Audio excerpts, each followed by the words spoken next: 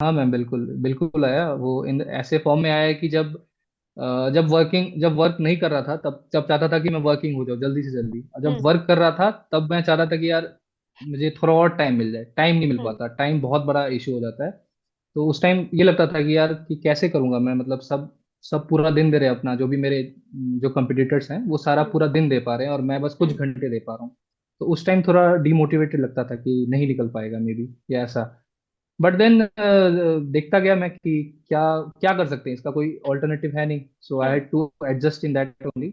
मैंने उसी में एडजस्ट किया, जैसे जैसे जो हुआ, मतलब जैसे जैसे टाइम निकाला, मैंने बहुत ज्यादा हम्म। टाइम निकाला कि सपोज 4 बजे तक 3 बजे तक रात में पढ़ रहा हूँ और सुबह बैंक जाना है, हम्म। और मैं कैशियर हूँ। कैश पे थोड़ा दिमाग ठंडा रखना पड़ता है, हम्म। तो मुझे थोड़ा ये रहता था कि कुछ गड़बड़ ना हो जाए, शॉर्ट ना हो जाए। हम्म। बट हो गया वो, ऐसा कुछ नहीं है। मुझे निकालना था एग्जाम, मेरा फर्स्ट फोकस यही था, जो फर्स्ट अटेम्प्ट में नहीं निकल पाया। तो hi everyone, welcome to practice smoke. आज हम फिर से लेकर आए हैं एक और inspiring story. Since IBPS PO 2022 के रिजल्ट आए तो बहुत सारे एस्पिरेंट्स ये जानने को एकदम उत्सुक हैं कि कैसे लोगों ने ये क्रैक किया है आईबीपीएस पीओ 2022। तो आज हमारे साथ है Rajan. Hi Rajan, how are you? Hello ma'am, I am fine, how are you? I am good. First of all many congratulations to you कि फाइनली आपका ऑफिसर भी क्लियर हो गया है। तो राजन ने last year IBPS clerk crack करा था और वो ऑलरेडी जॉब कर रहे थे। इस साल उन्होंने पीओ भी क्रैक कर लिया है। तो राजन, हाँ मैम। अपने बारे में ब्रीफली बताइए।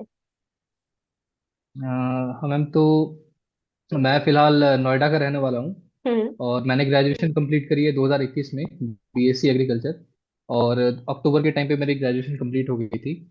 और उससे पहले ही मैंने बैंक की एग्जाम की तैयारी स्टार्ट कर दी थी, क्योंकि I was in urgent need of job.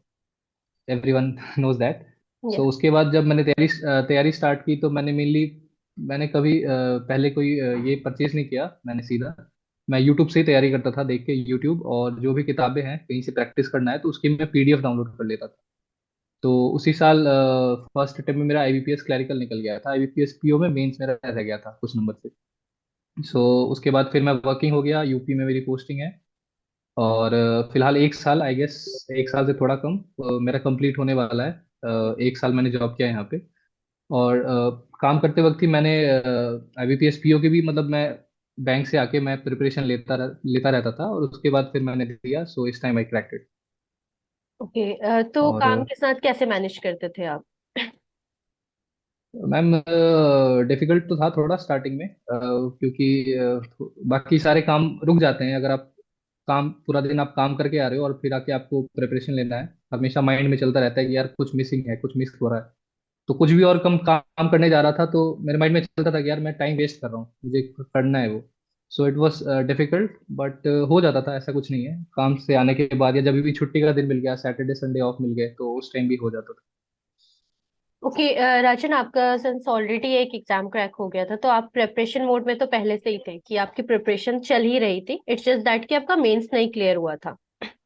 तो हाँ उस मैम। टाइम में जो आपका पहला ही एग्जाम क्लियर हो गया था तो उस टाइम पे आपने प्रिपरेशन कैसे करी थी? लाइक सब्जेक्ट्स आपके सारे ही अच्छे थे या फिर कहीं किसी सब्जेक्ट में प्रॉब्लम आई? क्या स्ट्रेटेजी रही आपकी सब्जेक्ट?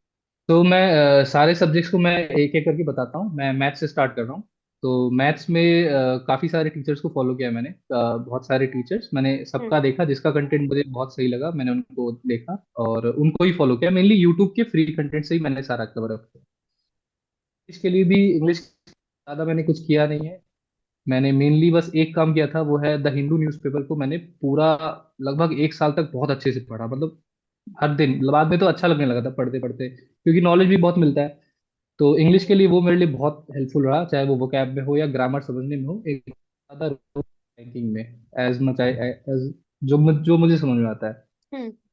इसके लिए हो गया। और इसके अलावा जो भी मतलब कॉम्प्रिहेंशन पार्ट था इंग्लिश का, से कवर अप हो गया द हिंदू न्यूज़पेपर से। और तीसरा सब्जेक्ट, जिससे मैं थोड़ा डरता हूँ। इजी, सबके लिए इजी है, बट मैं मेरे लिए कुछ ज्यादा ही नहीं था। मैंने इसके लिए स्टार्टिंग में रैंक उठाए, जो भी सिलॉग्स हो गया या डायरेक्शन सेंस हो गया, जो भी टॉपिक है ब्लड रिलेशन, मैंने उसके इंडिविजुअल वीडियोस देखे, मैं समझ गया कि कंसेप्ट क्या है, कैसे बनता है। और उसके बाद थोड़ा बहुत प्रैक्टिस, वो प्रैक्टिस मेरा थोड़ा कम रह गया रीजनिंग के केस में। इसीलिए अभी भी मेरा रीजनिंग में कम ही नंबर आते हैं, चाहे आईबीपीएस पीओ मेंस में ही हो। तो उसमें ज्यादा कुछ नहीं बोल पाऊंगा। और जीए के लिए जीए के लिए स्टार्टिंग के टाइम में जब फर्स्ट टाइम आईबीपीएस क्लर्क लिया था, तो उस टाइम मैंने कोई कोर्स नहीं लिया था, ऐसे यूट्यूब से, वो भी सेम यूट्यूब से, और एक पीडीएफ आता है, हम्म। प्रैक्टिस मॉक का भी पीडीएफ आता है, बजूका इज इट। बजूका, या हाँ, तो या बजूका। वो वाले से, और जो भी मंथली पीडीएफ और एंड में जो आते थे वो वाले फॉलो करता था। और इसके बाद, हाँ, बाद में मैंने जब क्लर्क ज्वाइन कर लिया, तब मैंने बाद में एक सर का करंट अफेयर्स कोर्स परचेज किया था। हम्म। और प्रैक्टिस मॉक से मुझे मेंस में इतना हेल्प मिला, मेंस में इन द सेंस कि क्योंकि जब मैं वर्किंग था तो ज़्यादा मैं प्रैक्टिस नहीं कर सकता था। नाम प्रैक्टिस मॉक है, बट मैं ज़्यादा प्रैक्टिस नहीं कर सकता था, तो मुझे प्रिसाइज और बहुत ही सेलेक्टिव कंटेंट चाहिए था, टॉप नॉच। हम्म। सो उस केस में प्रैक्टिस मॉक बहुत ज़्यादा हेल्पफुल रहा, क्योंकि practice mock is known for their content, बहुत अच्छा कंटेंट था वो। बस मैं ऐसा नहीं करता था कि पॉज करके मैं सारा सॉल्व कर रहा हूँ, फिर ये मैं लाइव टेस्ट देता था मेनली, जो अगर टाइम नहीं मिल पाता 3 घंटे, हम्म। इंडिविजुअल जो थे, रीजनिंग का जो सेक्शनल आता था, सेक्शनल हम्म। रीजनिंग का, मैथ्स का, इंग्लिश में ज्यादातर अवॉइड करता था, क्योंकि I was quite good in it. और बस ये इसमें प्रैक्टिस में बहुत हेल्प किया मुझे मेंस का ये देने में, कि क्या मैं गलती कर रहा हूँ उसको एनालाइज करने में। और बाद में जब चल गया, तो मैं कहीं यहाँ नहीं जा पाया, मैं फिजिकली इंटरव्यू देने हम्म। तो मैंने प्रैक्टिस मॉक का परचेज किया, क्योंकि वहां से मैं ऑब्वियसली मेंस का मैं मॉक्स दे रहा था। हम्म। तो उसके बाद फिर दो मेरे इंटरव्यू हुए, और hmm. That were also really helpful, जहाँ पे जो पैनल मेंबर्स थे, आप भी शायद थी उसमें, और आपने बताया कि क्या क्या मैं गलत बोल रहा हूँ, क्या सही बोल रहा हूँ। और हम्म। बाद में फिर जो रियल एक्स पैनल मेंबर थे, उन्होंने बताया कि आप सही जा रहे हो, आपको इस माइनर जगह पे आपको इम्प्रूवमेंट करनी है। So that was all in all good. Okay. तो आप जब अभी प्रिपेयर कर रहे थे, जब आप ऑलरेडी जॉब कर रहे थे, तो आप मेंस के तो मॉक्स दे ही रहे थे, साथ में आप क्या आपने प्रीलिम्स के मॉक्स देना छोड़ दिया था, या उनके लिए आपने कोई स्केड्यूल बनाया था कि हाँ ऐसे आज देना है तो वीकली एक देना ही है, या फिर ऑल्टरनेट डेज में देना है, उसके लिए नहीं, क्या नहीं, डिसाइड किया था? नहीं, हम्म। वो बनाया था, बट वो कोई काम में आया नहीं ऐसा। बस वो जब भी एग्जाम आते थे तो उससे कुछ दिन पहले थोड़ा एक्टिव हो जाते हैं हम लोग, तो वैसे ही हम्म। प्रीलिम्स के केस में जब एग्जाम आने वाले होते थे, तो उससे पहले मैं प्रीलिम्स के मॉक देता था बहुत सारे।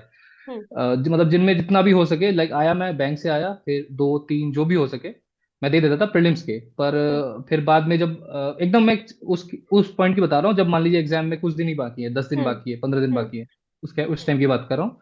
Else I was like sticking to one mock if I can. और ज्यादातर मैं मेंस की तैयारी करता था, ज्यादातर। प्रीलिम्स बस एग्जाम से थोड़े दिन पहले। तो इतने टाइम पीरियड में ऐसा आपको क्या लगा कि फर्स्ट अटेम्प्ट में ऐसा क्या रह गया था जो आपने सेकंड अटेम्प्ट में करा कि फर्स्ट अटेम्प्ट में आपका पीओ निकल जाता? क्या मिस्टेक्स थी जो आपने करी और नेक्स्ट टाइम नहीं करी? वो मैं मेन मिस्टेक्स, प्रिपरेशन तो मेरे हिसाब से हो जाती है सबके, स्टार्टिंग के ही कुछ महीनों में हो जाती है अगर कोई सीरियसली हम्म। करना चाहे। बाद में बस ब्रशिंग अप रह जाता है, मतलब उसी चीज को और अच्छे से ब्रश अप करो, अपने और चीज, मतलब ये को इम्प्रूव करो। हम्म। तो वो होता है कि जब एग्जाम हॉल में हम बैठते हैं ना, तो वो एक अलग ही प्रेशर काम करता है, वही सेम क्वेश्चन हम शायद घर पे बना ले, टाइम मिले तो बना ले, और एग्जाम हॉल में वो नहीं बन पाता है, या कुछ ना कुछ हो जाता है, गड़बड़ हो जाती है। मैं हम्म। रीजनिंग केस में मैं पजल लगा रहा हूँ, गड़बड़ हो जाएगा। हम्म। तो वही वही हुआ मेरे हिसाब से, कि एग्जाम हॉल में मैं फर्स्ट टाइम दे रहा था, तो बड़ा एग्जाम था, मन में एक ये भी था, तो मैं बहुत ज्यादा नर्वस हो गया कुछ क्वेश्चंस में, और वो मिस हो गए। वही चीज मैं सेकंड सेकंड अटेम्प्ट में इसलिए इंप्रूव कर पाया, क्योंकि मैंने सेम एग्जाम जैसा मैंने माहौल बना के मैंने मॉक दिए हैं, जैसे जैसे हम्म। मान लीजिए एग्जाम मैं नहीं दे पाता था सुबह में, पर एक दो बार सुबह सुबह उठ के मैं मॉक दे रहा हूँ, क्योंकि एग्जाम सुबह सुबह ही होता है, मुझे पता था। हाँ। तो सुबह उठ के मैं एकदम वही एनवायरनमेंट क्रिएट करके एकदम टेबल चेयर लेके बैठा, और उस पे फिर एग्जाम दे रहा हूँ, तो वो एनवायरनमेंट क्रिएट किया मैंने, तो वो हेल्पफुल रहा मेरे हिसाब से, कि उस एनवायरनमेंट में कैसे मैं मेरा माइंड काम करता है, तो वो हेल्पफुल रहा, आई गेस। ये तो और जो कुछ टॉपिक्स एग्जाम तो टाइम ऑब्वियसली। होता है आपने सेम उसी टाइम पे ही मॉक दिया कि वही सेम हाँ रहे ज्यादा तो सेटअप पूरा? हाँ, ज्यादा तो थोड़ा अपने माइंड को उस सर्कमस्टेंस में मैं अपने आप को ट्रेन करना चाहता, तो वो हेल्पफुल रहा थोड़ा बहुत, और बाकी तो प्रैक्टिस तो ऑब्वियसली। ओके, तो आपका एक्चुअल इंटरव्यू एक्सपीरियंस कैसा रहा? It was good, it was really good, hmm. Except for the starting part, जब वो बुलाते हैं। तो फर्स्ट में जा रहा हूँ, तो खोला, खोलते ही गेट फट से दरवाजा बज उठा, तो मैं हम्म। लगा यार, फर्स्ट फर्स्ट फर्स्ट इंप्रेशन ही खराब माइंड में चल रहा है। Hmm. Then I went there and I greeted everyone, सबको मैंने हम्म। ग्रीट किया, and they made me comfortable, they told me to sit। Hmm. And after that मेरे मन में ये चल रहा था कि वो मुझसे ग्रेजुएशन के सवाल ना पूछे, क्योंकि उसमें थोड़ा सा वीक रह जाता, बैंकिंग से पूछते तो आई वाज समझ जाता, मैं बोल देता, क्योंकि मैं हम्म। वर्क कर रहा हूँ। तो फिर उन्होंने बोला, ग्रीट किया, फिर नाम वाम पूछा, और फिर मैंने बोल दिया कि I work in Indian overseas bank, I am working right here, यहाँ पे हम्म। वर्क कर रहा हूँ। हम्म। तो फिर उन्होंने पूछा उससे बैंक, मैंने बस टर्न कर दिया बैंकिंग की तरफ, जिससे मुझे हम्म। ग्रेजुएशन वाले ना वही पूछे। इंटरव्यू फिर कैसे उन्होंने ड्राइव करना है आपको। हाँ, तो फिर उन्होंने बैंकिंग से ही ज्यादा सवाल पूछे, बट अनफॉर्चुनेटली एग्रीकल्चर जो मेरा सब्जेक्ट था ग्रेजुएशन में, उससे भी पूछा। हम्म। सो मैंने उसके भी जवाब दिए। देर वर मुझे लगता है 15 मिनट आई गेस चला होगा, क्योंकि बहुत सारे क्वेश्चन पूछे थे, सारे पैनल मेंबर ने पूछे थे। एक पैनल मेंबर थे जो बस मुझे कंटिन्यूअसली देख रहे थे, hmm. Continuously from starting to end, he was just looking at me, he was I guess मेरा बॉडी लैंग्वेज देख रहे या थे। ही वाज तो ऑब्जर्विंग यू कि आप अंडर हाँ, प्रेशर सो हो, उसके बाद नर्वस हो, कैसा भी वो कर रहे हो। एग्जैक्टली, सो वो क्या हुआ कि फर्स्ट एक दो क्वेश्चन जब मैं जवाब दे दिया ना, तो ऑब्वियसली वो आइस मेल्ट हो गया, and I was quite confident and I hmm. Answered all of them.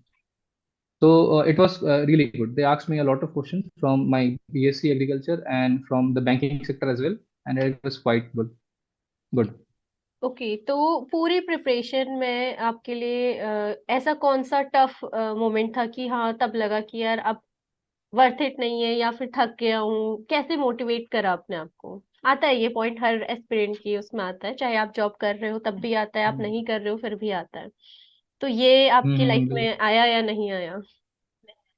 हाँ मैम, बिल्कुल बिल्कुल आया। वो इन ऐसे फॉर्म में आया है कि जब वर्क नहीं कर रहा था, तब जब चाहता था कि मैं वर्किंग हो जाऊँ जल्दी से जल्दी, और जब हम्म। वर्क कर रहा था तब मैं चाहता था कि यार मुझे थोड़ा और टाइम मिल जाए। टाइम नहीं मिल हम्म। पाता, टाइम बहुत बड़ा इशू हो जाता है। तो उस टाइम ये लगता था कि यार कि कैसे करूंगा मैं, मतलब सब सब पूरा दिन दे रहे हैं अपना, जो भी मेरे जो कंपटीटर्स हैं वो सारा हम्म। पूरा दिन दे पा रहे हैं, और मैं बस कुछ हम्म। घंटे दे पा रहा हूँ। तो उस टाइम थोड़ा डिमोटिवेटेड लगता था कि नहीं निकल पाएगा मे बी, या ऐसा।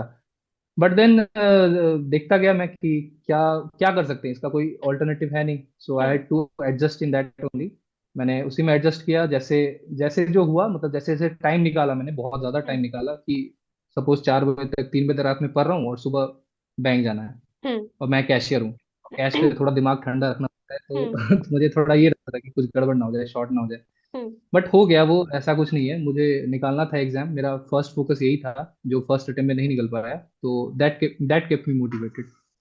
ओके, तो एक बेस्ट एडवाइस जो आप देना चाहेंगे अपने फेलो एस्पिरेंट्स को कि ऐसा क्या करें कि वो मोटिवेटेड रहे और एग्जाम उनका क्रैक हो। मैम, यही कि बस मेरे हिसाब से एक ही एडवाइस मेरे एंड से, बाकी तो बहुत एडवाइस पड़े हुए हैं, वो लोग भी बहुत ही समझदार है, ऐसे तो जानते ही हैं वो लोग, कि बस कंसिस्टेंट रहने का ट्राई करिए कैसे भी। अगर आप थोड़ा भी दिन गैप दे दोगे तो पीछे हो जाओगे, मानो ना मानो बहुत पीछे हो जाते हो। कि थोड़ा दिन गैप दे दिया, जैसे जब क्लैरिकल का हो गया था, जब मैंने गैप दे दिया, थोड़ा बहुत इधर में सेटल होने में टाइम लग गया। हम्म। तो जब मैंने फिर से स्टार्ट की, तो बहुत सारी चीजें जो मुझे आती हैं वो फिर से मैं कर रहा हूँ। वो वो टाइम गैप को फिलअप करना होता है, तो वो मुश्किल रहा मेरे लिए। बाकी यही बोलूंगा कि कंसिस्टेंट रहें, और बस काम करते रहें। Okay, thank you so much for your interview Rajan, काफी अच्छा लगा आपसे जान के आपकी जर्नी। लगता है कि हाँ बहुत स्मूथ जर्नी है, बट जो खुद से फील करता है, एक साल निकालता है पूरा प्रिपेयर करता है, उसको पता होता है कि नहीं इतना इजी नहीं था। So all the very best yes, for your future and thank you so much. Thank you ma'am.